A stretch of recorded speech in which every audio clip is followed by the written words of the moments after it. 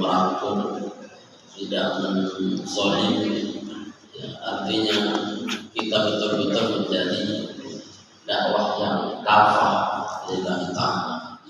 Semoga pertemuan ini mendatangkan keberkahan dan ridha Allah buat kita sekalian, sehingga ke depan hajat-hajat kita dijawab oleh Allah Subhanahu wa taala. Amin ya rabbal alamin.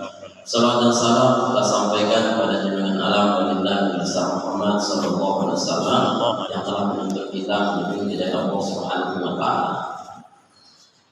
Bapak Ibu yang dirahmati Allah Subhanahu wa taala, rekan-rekan yang dimuliakan Allah. Saya kira tadi ada laptop sama LCD. Tanya sedang dapat materi. Ya tidak apa-apa, begini saja. Ya, santai-santai. Berarti apa kegendanya? Bapak Ibu yang dirahmati Allah Subhanahu wa taala, pertama materi kita, tema kita tantangan dakwah di era milenial. Era milenial. Tantangan dakwah itu tentunya semakin berkembang. Jemaah dirahmati Allah Subhanahu wa taala, tidak sama tahun 80-an, tahun 90-an. Tahun 90-an sampai 2000-an disebut dengan era milenium. Ya. Sekarang 2000-an sampai nanti 3000-an disebut milenial. 4000-an nanti jadi aluminium. Ya. Kenapa? Karena semuanya aluminium. Iya kan? Yang bekerja besok itu besi-besi di bawah. Sehingga sudah dikhawatirkan oleh orang-orang ahli ya ekonomi hari ini, tahun-tahun ke depan itu aluminium, robot yang bekerja, robot yang masak, robot yang jadi pegawai, manusia itu nganggur semua. Itu kan semakin tinggi zamannya, semakin tinggi tantangannya. Ya maka kita bisa ikhtiar saja semampu kita bagaimana kita menjadi solehun di kulli makanin bersama, menjadi soleh, menjadi cocok, menjadi pantas untuk menghadapi setiap perubahan masa atau tantangan zaman. Jangan kita menyerah dengan zaman. Isyarat Luqmanul Hakim, imshi fi tariqillah wa la tubali ahadan, fa inna likulli imri'in muhibbun wa mubghid. Berjalanlah di jalan Allah Subhanahu wa taala, fokus terus. Jangan kita toleh kiri dan kanan, karena toleh kiri dan kanan semua orang punya pendapat. Ya. Yang mau menjatuhkan kita dengan segala cara dia jatuhkan kita, dia fitnah kita. Yang suka sama kita dengan segala cara dia junjung kita, dia sanjung kita. Tapi tidak boleh ketika kita dicaci membuat kita nggak jadi jalan ke depan, atau ketika kita dipuji membuat kita keenakan di situ nggak lanjut ke depan. Kira-kira itulah prinsip milenial kita. Ya. Alhamdulillah, ya qadarullah, memang dakwah ini bagian daripada jurusan saya. Memang di pesantren ya saya jurusan dakwah penyiaran Islam. Ya. Dakwah itu bagian daripada ciri-ciri kekhususan umat Muhammad sallallahu alaihi wasallam. Makanya dalam definisi dakwah yang paling digarisbawahi oleh Abu Hasan Al-Asy'ari itu adalah hathun nas ya alal khairi wal huda li sa'adatil ajil wal ajil. Ini pendapat yang paling masyhur, yang paling masuk. Dakwah itu adalah hathun nas, mengajak manusia atau memotivasi manusia alal khairi wal huda, untuk melakukan kebaikan atau mendatangi hidayah Allah Subhanahu wa taala. Untuk apa? Li sa'adatil ajil wal ajil, untuk kebahagiaan dunia dan akhirat. Ya. Untuk kebahagiaan dunia dan akhirat. Itu dakwah yang harus kita pahami. Sehingga dakwah itu adalah menyampaikan kebaikan dan hidayah untuk kita menyelamatkan umat manusia.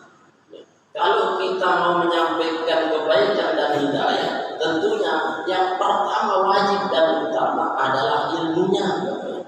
Apa yang kita mau sampaikan kalau kita tidak tahu tentang hidayah Allah, yang kita tidak tahu tentang ilmu? Ya. Maka yang pertama dan utama itu adalah apa? Ulumi, ilmunya, Bapak Ibu. Apapun kita, siapapun kita akan punya kewajiban untuk menyampaikan. Hadis Tirmizi, balighu anni walau ayat. Sampaikan dari itu walaupun satu ayat. Satu ayat saja itu wajib kita sampaikan. Berarti kewajiban dakwah itu melekat sama kita.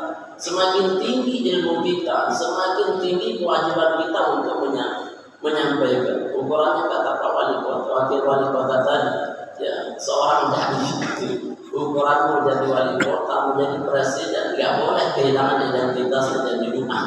Allah. Ya. Menjadi pendakwah. Kenapa? Justru tantangannya jadi wali kota dalam posisi dia menjadi dakwah itu tambah berat. Sehingga apa? Sehingga beliau menunjukkan tadi Syekh Al-Harraja sahabat itu luar biasa, luar biasa. Kenapa? Karena memang semakin atas semakin tinggi. Maka hari ini kita butuh ilmunya, Bapak. Nah, ilmu yang bagaimana tentunya? Ilmu untuk meramu dakwah agar dia itu betul-betul sampai ke masyarakat. Ya, sampai ke masyarakat. Ilmu yang pertama, kalau hari ini disebut era milenial, ilmu tentang IT, ilmu tentang media, ilmu tentang sosial. Karena orang sekarang berlomba-lomba untuk maju di dalam media sosial. Maka tantangan kita hari ini, Bapak Ibu, pintarlah ilmu sosial, ilmu teknologi. Jangan apa istilahnya gaptek itu. Ya. Kalau Bapak Ibu gaptek itu tidak cocok jadi dai. Ya. Harus gaptek. Ya. Saya pun belajar tuh bagaimana kita gagal paham tentang teknologi. Ya. Ukurannya makanya kalau Bapak hari ini tidak punya Facebook, Anda keren jadi dai. Iya, saya katakan begitu. Bapak tidak punya Instagram hari ini tidak keren jadi dai. Tidak punya follower minimal 1000 itu tidak keren.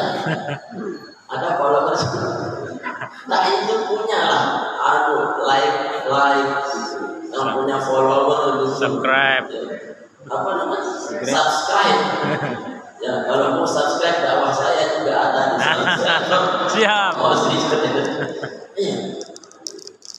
Itu kan bagian daripada milenial, Bapak. Kalau kita tidak ikut di situ, maka maksiat itu akan penuh juga isinya. Sementara anak-anak kita, ya, yang masih SD ukurannya, mereka lebih paham tentang HP ketimbang kita.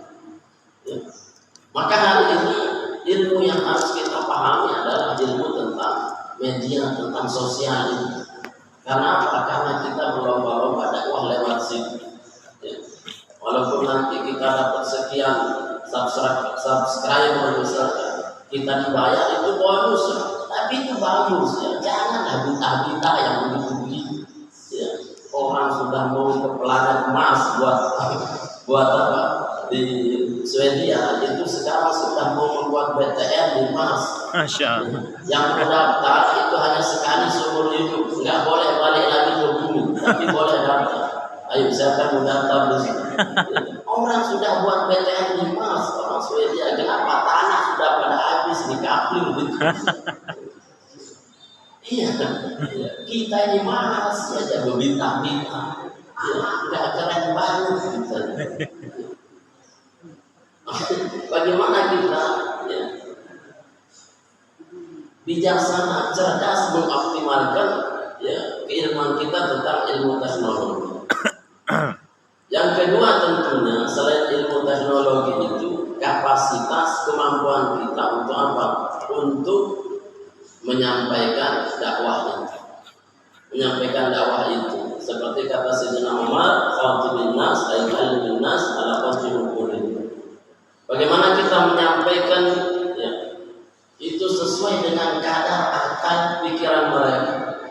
Ini tantangan kita. Bagaimana kita ini menyesuaikan materi-materi sehingga orang itu bisa menangkap pesan-pesan kita. Itu yang penting, Bapak Ibu. Ya. Kalau di dalam ilmu dakwah namanya metodologi dakwah. Ya. Jadi kita ini bagaimana berbicara di depan anak SD. Saya kalau ceramah di anak SD, tidak mungkin saya ceramah kayak gini. Saya kalau ceramah di anak SMP,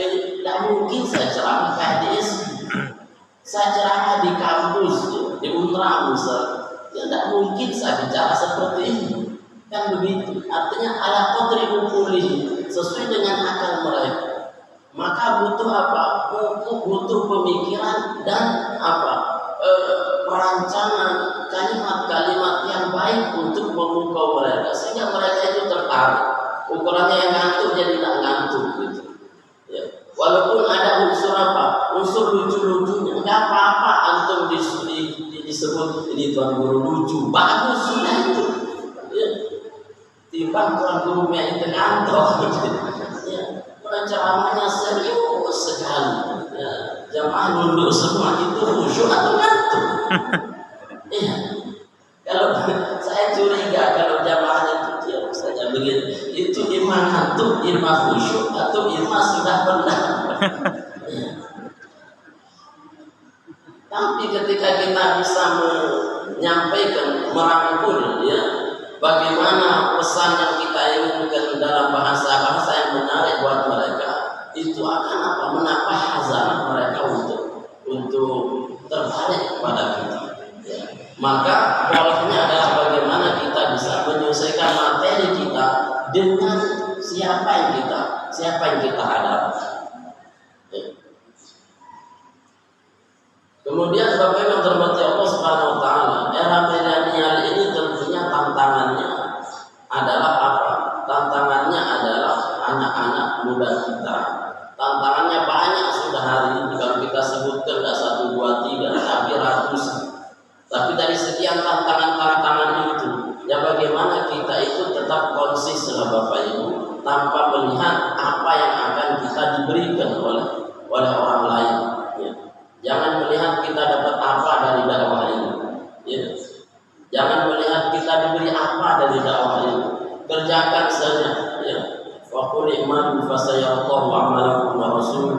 Beramal saja, kerjakan saja. Apa yang bisa kita kerjakan hari ini, kerjakanlah Bapak Ibu. Jangan terhenti dengan kalimat yang tidak baik, jangan terhenti dengan pujian yang baik, maka teruslah lurus. Jangan pernah berhenti. Lakukan saja semampu kita. Ya. Jangan kita berhenti, stop di dalam dakwah. Ya. Dalam dakwah tidak boleh. Ya. Guru saya dulu mengatakan bahwa ya, apapun keadaanmu ketika pulang nanti, ya, apapun tantanganmu ketika pulang nanti, apapun profesimu ketika pulang nanti, jangan pernah tinggalkan dakwah. Jangan pernah tinggalkan dakwah. Karena dakwah hari ini sangat-sangat dibutuhkan umat Bapak Ibu. Ya, hari ini alhamdulillah orang-orang, ya baik di kampung atau di kota, itu sudah masya Allah, ya tentu itu antusiasnya untuk pengajian itu luar biasa hari ini, luar biasa. Ya, ukurannya mohon maaf tahadusan ini, kalau bisa ukuran saya tak pulang-pulang ke rumah, kalau kita ikutin maunya jamaah ukurannya, ya, dari subuh sampai isya, ya, itu jamaah luar biasa, antusiasnya mau pengajian itu luar biasa. Nah ini momen yang luar biasa kita manfaatkan Bapak Ibu. Ya, makanya kita kadang bingung, saya disuruh mewakili sekali-kali. Ya, makanya nanti kita data saja. Ya, kalau ada jadwal-jadwal kita kirim aja. Ya, nah pokok ngajem itu. Ya, artinya apa, bahwa kita ini kadang kurang dai, bil khusus daiyah, ibu-ibu di auri itu atau di koran itu selalu nanya sama saya, ada enggak ustazah katanya untuk ibu-ibu yang bisa menyampaikan. Kenapa? Karena kalau ibu-ibu itu bertanya tentang yang spesifik tentang keibuan sama tuan guru, makanya dia berbicara tentang dengan hayat, misal tuan guru ketua kan dia sama. Maka hari ini kita kurang dai yang sementara kebutuhan ustaz itu banyak sekali di kota hari ini. Maka peluang bukan bisnis, ya. Tapi jangan mengharap apa-apa. Nanti kurang amplopnya enggak datang. Jangan. Ukuran, ya. Dakwah saja, jalan saja. Allah yang tahu, ya. Allah yang akan mengganti. wa fadainahu bidzibhin azim, akan kami ganti dengan sembelihan yang besar. Dan hari ini kalau hikmahnya Idul Adha, yang kata Ar-Razi, yang kita ini adalah Ibrahim yang pasti punya Ismail. Ya, Ismail itu harus ditampah, harus disembelih. Siapa Ismail kita hari ini? Ismail kita hari ini adalah jabatan kita, harta kita, ya, ego kita, amarah kita, yang itu harus kita kikis. Ya, sehingga apa? Sehingga dia tidak terlalu liar. Maka tugas kita hari ini mengikis, menampahnya itu ya kita doa-doa, dakwah-dakwah itu biar apa? Umat ini tidak terlalu liar. Sampai dikatakan kenapa diganti sama bebek, ya, sama domba? Karena manusia ini punya sifat kebebekan. Malah bebek, ya.